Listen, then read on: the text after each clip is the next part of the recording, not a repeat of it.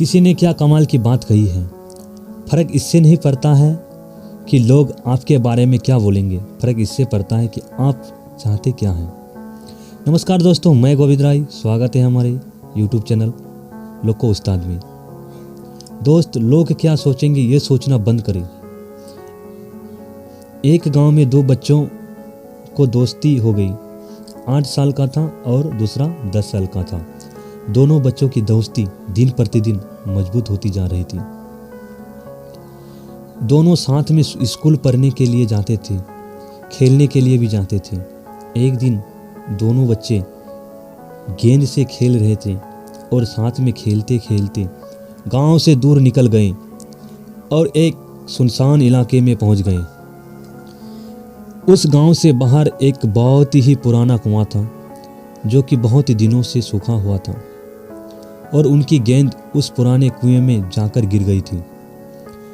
अब जो 10 साल का बच्चा था वो बोला कि रुको, मैं गेंद निकालता हूँ, और इसी हड़बड़ाहट और जल्दीबाजी में वह कुएं में गिर गया। गेंद तो निकली नहीं बल्कि वह बच्चा भी कुएं में चल गया। अब छोटा बच्चा जो कि बाहर खड़ा था वह घबरा गया। वह सोचा कि अब क्या होगा, घर वाले तो मुझे बहुत मारेंगे, डांटेंगे, इसकी जान चली जाएगी, वह बच नहीं पाएगा। और उसके मन में ऐसी बहुत सी उल्टे पुल्टे नेगेटिव ख्याल आ रहे थे। अंदर से बच्चा चिल्ला रहा था, बचाओ बचाओ, और इधर से बाहर खड़ा बच्चा चिल्ला रहा था। लेकिन सुनसान जगह होने के कारण इनकी कोई आवाज़ नहीं सुन रहा था। दूर दूर तक कोई दिख नहीं रहा था। छोटा बच्चा दौड़कर इधर उधर घूम कर देखा, लेकिन कोई नहीं दिख रहा था। अब अंदर पैर बच्चे का गला चिल्लाने के कारण सूखता जा रहा था। आवाज़ नहीं निकल रही थी, सांसें फूल रही थी और आसपास में पानी भी नहीं मिल रहा था। समझ नहीं आ रहा था क्या करे। तभी उसके दूर झाड़ी के पास एक रस्सी और बाल्टी दिखाई दिया। वह बच्चा दौड़कर गया और लेकर आ गया। उसने रस्सी से वह बाल्टी बांधी और रस्सी नीचे कुएं में फेंक दिया और उस 10 साल के लड़के से कहने लगा कि आ जाओ ऊपर, मैं तुम्हें खींचता हूँ। अंदर पड़ा लड़का कहने लगा, पागल तो नहीं हो गए हो, तुम भी गिर जाओगे, तुम मुझे नहीं खींच सकते, यह नहीं हो सकता। उस 8 साल का लड़का कहने, नहीं, मैं करके दिखाऊंगा, तुम बाल्टी पकड़ो और ऊपर आ जाओ। 8 साल के बच्चे ने पूरी जान लगा दी। उसका गला सूख चुका था, प्यास लग रही थी, हालात खराब होता जा रहा था, लेकिन उसके बावजूद उसने उस रस्सी को अपने पूरे दम से खींचता और उसे 10 साल के लड़के को बाहर निकाल दिया। अब उस बच्चे को निकालते ही रात हो गई थी। अब वह दोनों बच्चे गांव की तरफ जा रही थी।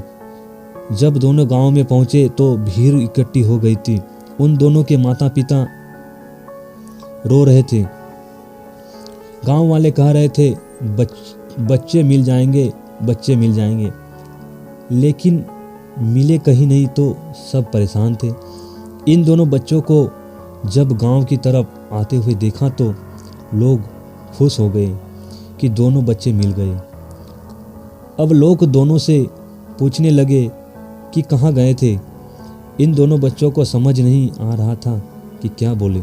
सोचा सच बोलने से मार पड़ेगी, इतनी दूर चले गए, कुएं में गिर गए, और अगर झूठ बोले तो क्या कहना, मारे। दिमाग काम नहीं कर रहा था, ऐसे हालत थे और दिन भर से परेशान भी थे। अब इन दोनों ने सच बोलना शुरू कर दिया।